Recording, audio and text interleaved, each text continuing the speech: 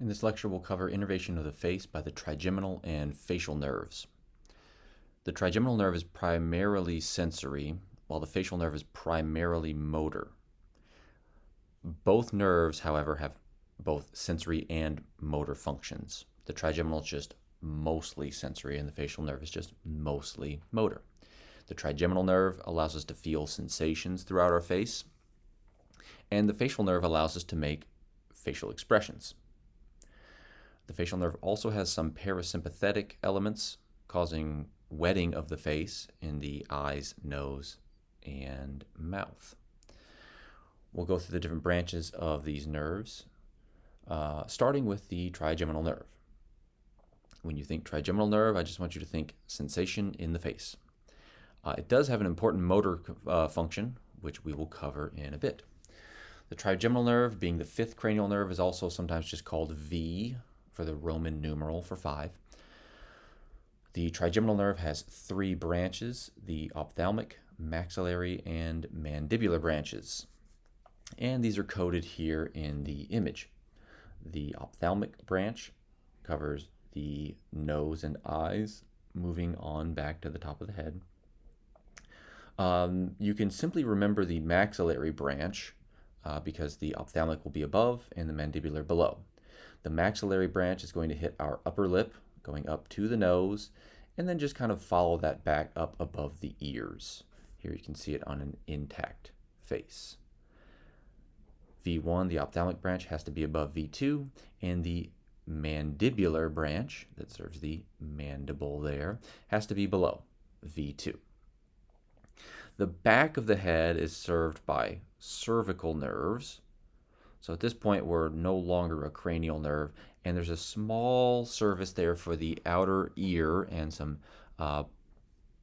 portions of the ear canal by cranial nerves 7, 9, and 10. These converge on the spinal nucleus of the trigeminal, so it makes sense to discuss them here. The motor component of the trigeminal arises from the motor nucleus of the trigeminal. When you think motor nucleus of the trigeminal, I want you to think mastication, that is chewing. So these are special visceral efferents, that is, they serve the special function of feeding. There are a few inputs to keep in mind for the motor nucleus.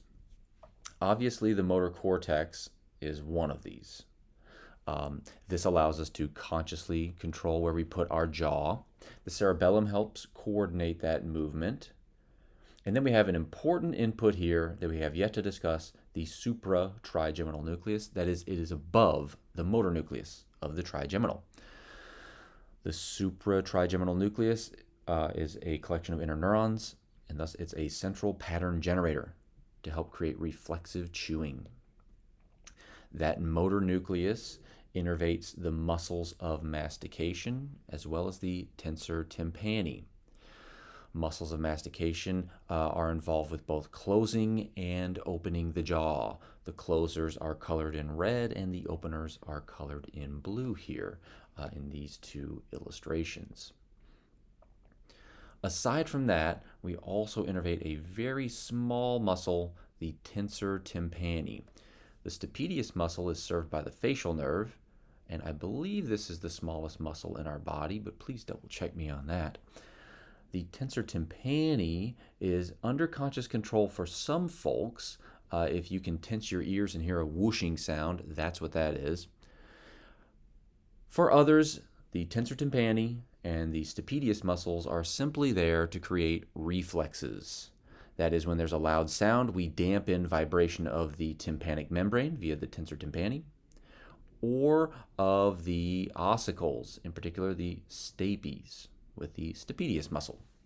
Both of those decrease vibrations of the tympanic membrane and then the oval window, decreasing the amount of input to the cochlea in case sounds are loud enough to be dangerous.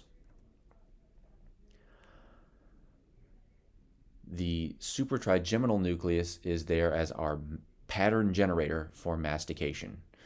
What you'll notice when you chew, or if you do a slightly more elaborate analysis, here we're looking at the EMG for the jaw closer, the masseter and one of the jaw openers, the suprahyoid. And what you can see here is we have this alternating pattern. Opening, closing, opening, closing, opening, closing, opening, closing. And you get how chewing goes. You open and close your mouth.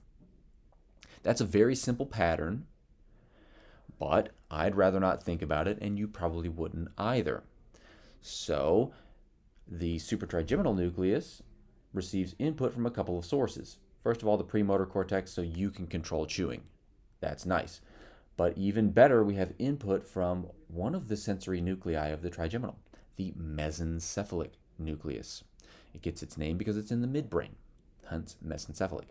It also has a nice M in it, so this deals with mastication.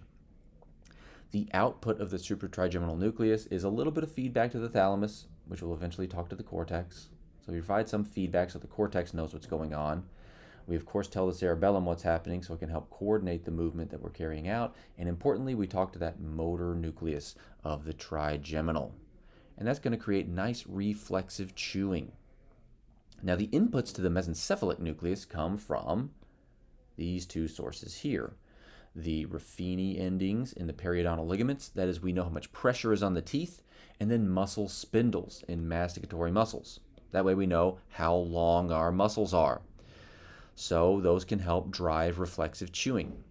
One important thing to keep in mind with muscle spindles is they can also help provide a little extra excitatory drive to lower motor neurons in case we're chewing something hard. So this helps automatic adjustment of bite strength. On top, we see the animal is chewing an apple. These are generally soft, and what you'll notice is that there's very little activity in the masseter muscle. It doesn't need a whole lot of force to get through the apple. When they chew on pellets, that's what's blown up down here, we see that there's much greater output of the masseter, and accompanying this, there's a rise in spindle discharge. That's just simply the input from gamma lower motor neurons turning on the spindles and providing basically a little bit of a stretch reflex so that the spindle helps drive activation of the masseter.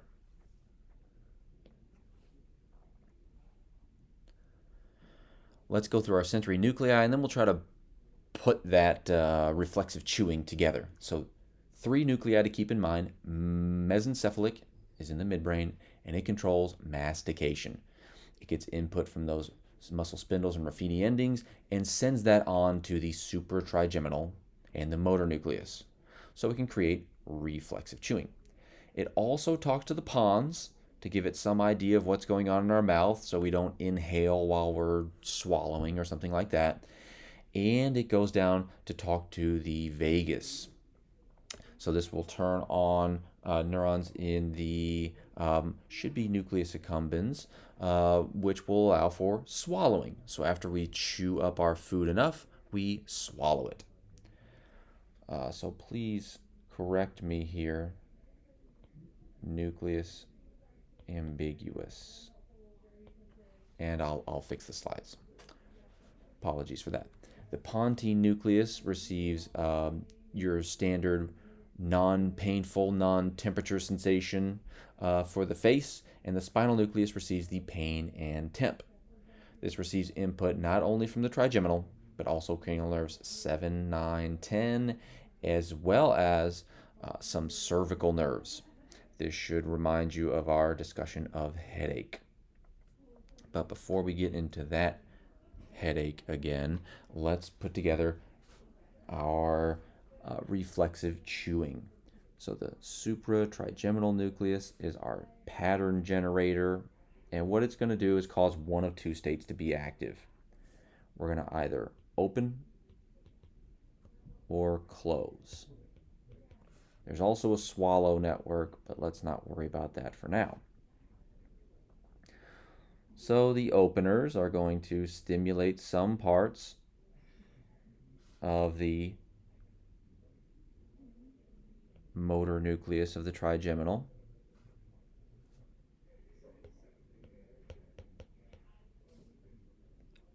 And inhibit other parts. For example, if we want to open our mouth, we'll get that lower motor neurons that'll eventually hit the suprahyoid. And if we want to close it, we'll use the masseter. So the motor nucleus of the trigeminal has lower motor neurons. Thus, this will talk to different muscles. So if we're going to open the mouth, what that leads to is, let's get a little, ooh, that's a little too ugly. There we go. Got a Pac-Man on here. And so there's a couple of things. There's our jaw closer here. Notice this masseter lower motor neuron is not stimulated, so we're not closing the masseter. Instead, we're going to open via the suprahyoid. So this thing is stimulated because those lower motor neurons were turned on. The sensory input goes to the mesencephalic nucleus. And here we'll get input from the periodontal ligaments. There's very little pressure on them, so this will tell us that my mouth is open, right? There's very little, very little pressure there, so they're not talking. If there is pressure on the periodontal ligaments, so those Ruffini endings, then that tells me my mouth is closed.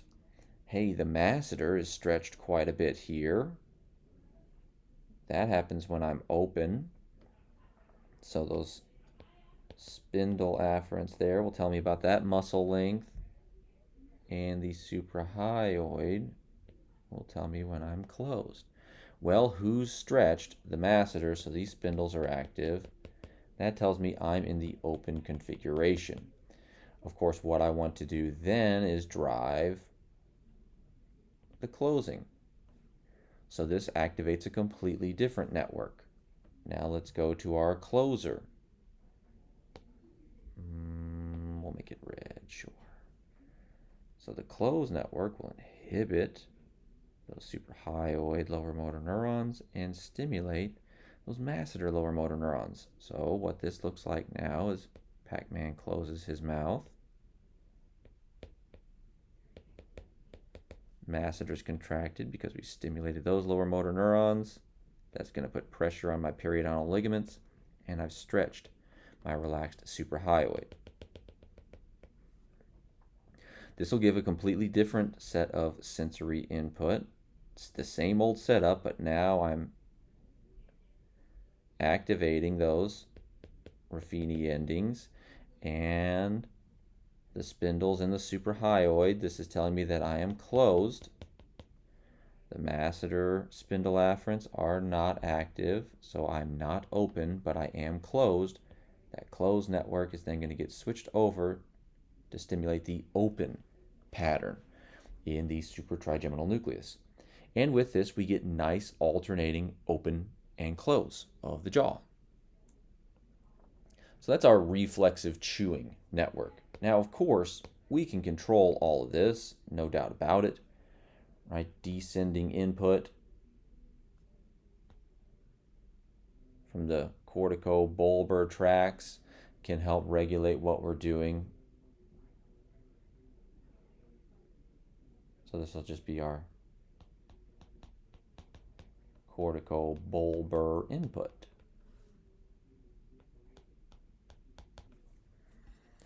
So that we can control what's going on with our mouth. Now that spinal nucleus has an organization to it. So there's an anterior to posterior organization where we're going to go from the trigeminal, branch 1, 2, 3, and then cranial nerves 7, 9, and 10. There's also a rostral to caudal axis where it starts at the mouth and then moves toward the outer face, so going away from the mouth. Within the spinal nucleus, there are some neurons that have very large receptive fields to respond to stimulation in multiple areas. So we may very well have neurons that just care about one little spot, maybe just pain on one tooth, and then other neurons care more about pain in a general area. That's all those polymodal neurons are. This shows us the organization of the spinal nucleus, both the anterior to posterior, where we have the different branches of the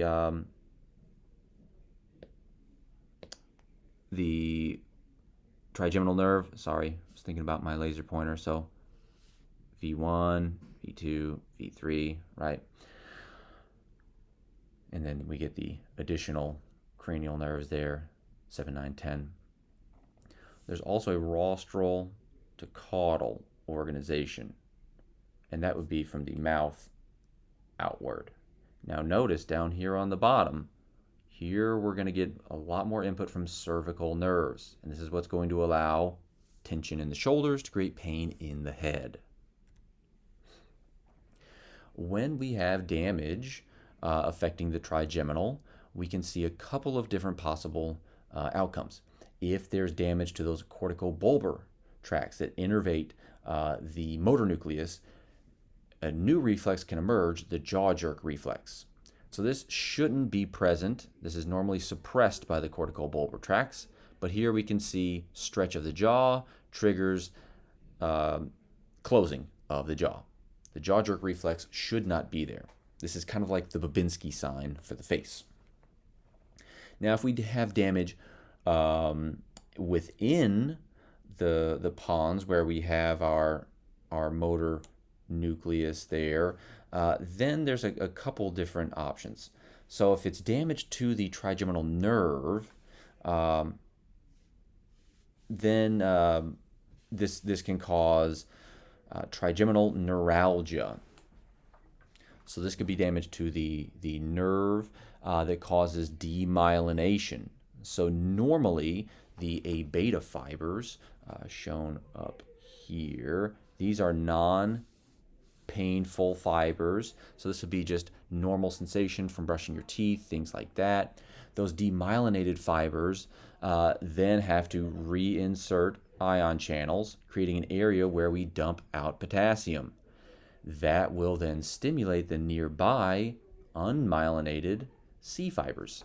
Because they're very small, they're very excitable, and that buildup of potassium leads to depolarization because the C fibers no longer leak as much potassium, therefore they depolarize. If they reach threshold potential, we feel pain in our face, even though there's nothing causing us pain. All right, make sure you can cover these. We can go through these in class, but you should be able to answer these questions having gone through that part of the talk. Moving on to the facial nerve, here we should think motor. It does have a couple of sensory functions, back of the ear and taste, but for the most part it's there to control our face and to wet it. Now the facial nerve has this kind of convoluted path through the temporal bone, and that means there's a lot of sites for it to be compressed. If we have any kind of infection, any swelling, that can compress the facial nerve, leading to Bell's palsy. So it's going to pass through a few places. It'll go through the inner ear. It'll pass through there. Then it will have the external bend or the external genu there. There's a branch point giving us the greater petrosal nerve. So we have parasympathetic innervation of the nose and eyes there.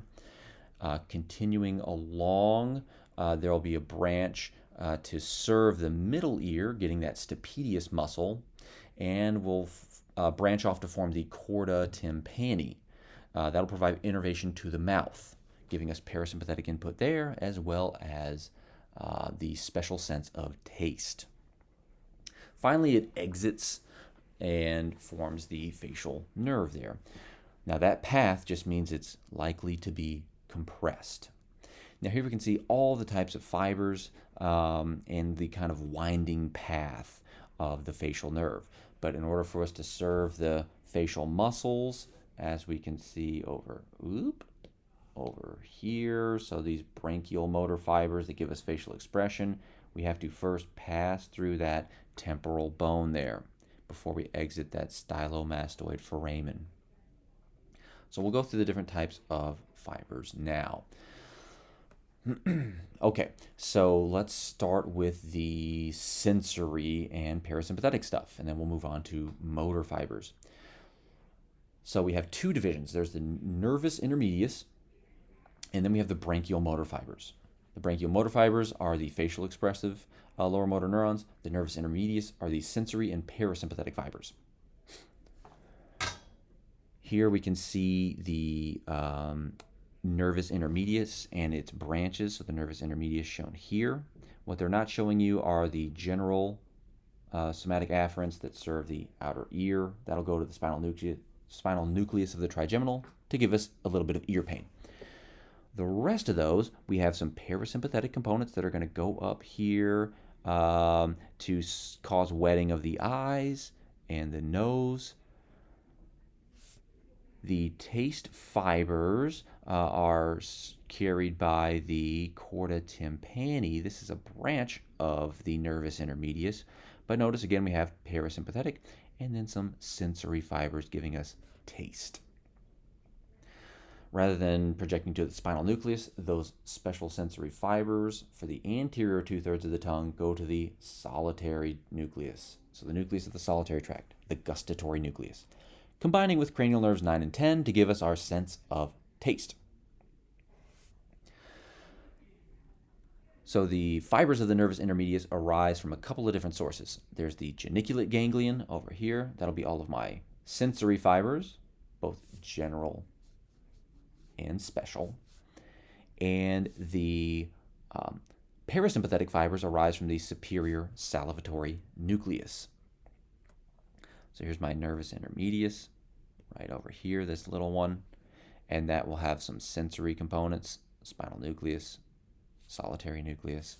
And it also contains the superior salivatory nucleus, the parasympathetic output. The branchial motor fibers are special visceral efferents. These give us our facial expressions. These arise from the facial motor nucleus. It'll do a little bit of a bend there. So if we head back, you'll notice that the facial nucleus does a little bit of a bend around the abducens nucleus. This is called the internal genu. Then it'll head out and eventually form that external genu within the temporal bone. There are many different branches of the facial nerve. You can see they're going to serve all of the muscles of facial expression from top to bottom, and heck, we even hit the back of the scalp as well to help raise our hairline. That'll tell us something about how we're feeling. Now, facial expressions are broken down into what we call action units.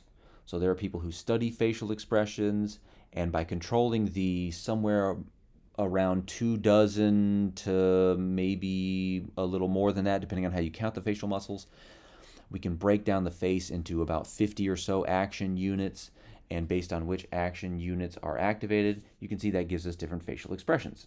So for example, happy over here is using a different set of action units than fear. You know what faces look like. And they're created by the facial nerve. Now there are a couple sources of input to the facial nucleus. That is the one that gives rise to those branchial motor fibers. The first option is, of course, corticobulbar input. We can voluntarily control our face. We can put on a smile. It's not quite the same, and we'll see that in a little bit. But notice here, we've got a mix of that bilateral innervation for the upper face and contralateral innervation for the lower face. That will allow us to distinguish Bell's palsy, that is damage to the facial nerve, from stroke. So if we have stroke affecting the corticobulbar innervation, the upper face is spared because it has bilateral input, so the other side provides input as well, but the lower face is now deinnervated. So we'll only see lower facial weakness if we have stroke. On the other hand, lesions within the facial nerve will affect, of course, both upper and lower halves, giving us Bell's palsy. If we have damage within the pons, this gives us crossed hemiplegia. We'll have ipsilateral facial weakness because of damage to the facial nucleus. and will also affect the descending corticospinal tracts that are passing through. So the contralateral side will be weak, and we'll get an accompanying crossed sensory loss as well. In this case, by damaging the input to the trigeminal nerve, that's ipsilateral, and then damaging the crossed posterior column medial lemniscus pathway. So anytime you see this crossing here where the face is ipsilateral, body's contralateral, that tells us we probably have damage in the brainstem. Now the other source of input to the facial nucleus comes from the limbic system. That is the parts of the brain that create our emotions. And that can help us distinguish a real smile from a fake smile because we don't recruit the same action units. Some action units seem to be under conscious control while others are only under non-conscious control. So because we're not pulling in action unit 6, that's a cheek raiser, we can tell that this lady's not really happy, but she is showing us her teeth, so that's a good thing. But she's not raising the cheeks up. If she were to raise her cheeks up, that would give us the real smile over here, and same thing with this gentleman down below. So we can see the difference between a real smile and a fake smile. That shows us the limbic input. We can also see limbic input with people who have damage to the facial nerve input. So damage to the corticobulbar tracts will certainly give us this asymmetry in smile. So over here on the left, this gentleman is trying to give a smile as best he can, and you'll notice a marked asymmetry in his mouth, where we're really pulling back on the right, but there's very little going on over here on the left. When he's made to laugh genuinely, now his smile is much more symmetric. He's able to pull this left side a little bit more, and notice he's pulling his cheek raisers into it as well. The cheek raisers, normally not under conscious control, so the corticobulbar input means nothing to them. They still have that spared limbic input that wasn't damaged by the stroke, giving us this genuine smile. And then finally, we have the taste component of the facial nerve. Aside from giving us ear pain, the facial nerve also innervates the anterior 2/3 of the tongue, serving the taste buds. This is conveyed by the chorda tympani. So not only will we provide parasympathetic input via the chorda tympani, we also have those special visceral afferents. So the primary neurons live in the geniculate ganglion. The secondary afferents are in that gustatory nucleus of the solitary tract. So good old primary over here, secondary neurons here. Third order neurons live in the ventral posterior medial nucleus of the thalamus. And then finally we have where the magic happens, the taste cortex. This is on the insula for the most part. That's our primary gustatory cortex. Now, taste fibers hit a few other places too. So they'll project up here to the cingulate cortex, and this will give us our emotions. Hey, maybe we're eating something really nice.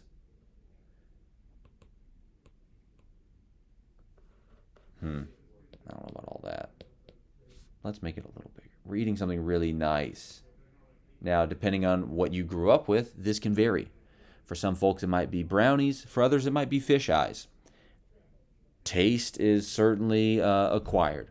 But if you're used to eating something that can trigger memories of fond emotions, and you can really like some foods. Some foods are indeed pleasing, and that's from the cingulate cortex. This is a part of, by the way, the limbic system. So this will create positive emotions or negative if you don't like it.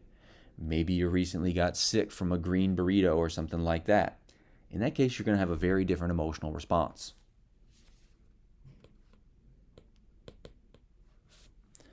And then, of course, we project to the primary somatosensory cortex, and we know how our mouth feels. Now, This is a slightly different pathway, but hey, same idea.